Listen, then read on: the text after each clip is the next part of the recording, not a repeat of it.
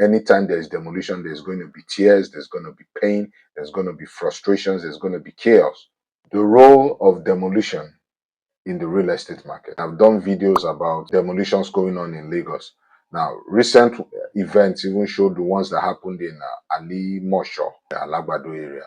But I also want us to understand that the demolition that occurred in Alagbado, and this is specifically addressing that issue, was because many of those houses or properties over there were under the power line, and the government was trying to enforce safety laws and safety protocols by destroying them. The government didn't just wake up overnight to destroy.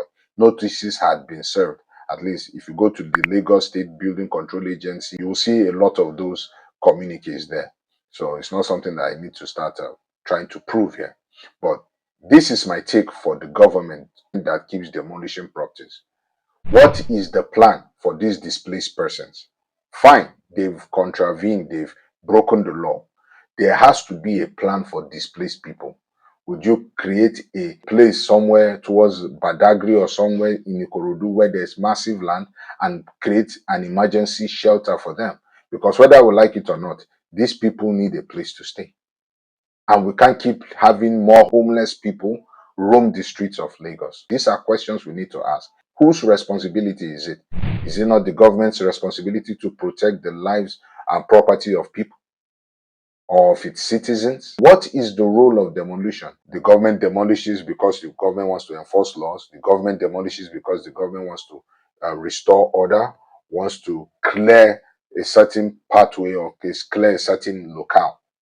And that's fine. Those are good reasons to beautify the environment. There are many things. But the converse side to it is, if these demolitions keep going this way without proper light being shed to the public and to the masses, it now looks targeted. It now looks as if the government is just out there looking to reclaim people's land for its own benefit. And this kind of narrative isn't good, either politically or even economically. What happens is that people now become scared of investing in that area, scared of investing in that local government, scared of investing in that state, and possibly scared of investing in the nation. And a nation that doesn't have people investing in it is a nation that cannot be economically sound. Demolition doesn't just have a positive effect in the sense that we are enforcing things. There is also a negative part which affects the economic scale of everything. So it is the duty of the government, the duty of all the relevant agencies to sensitize properly beyond. See, life has gone beyond TV and radio now. The average youth doesn't have time to sit down to watch TV, but they are always on their phones.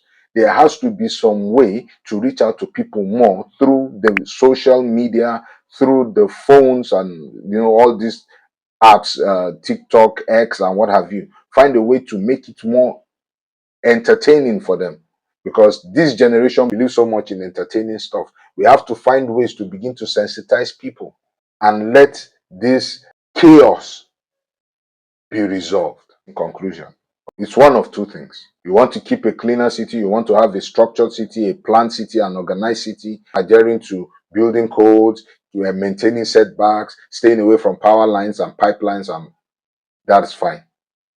But in so doing, and in the enforcement, I think the problem is in the enforcement.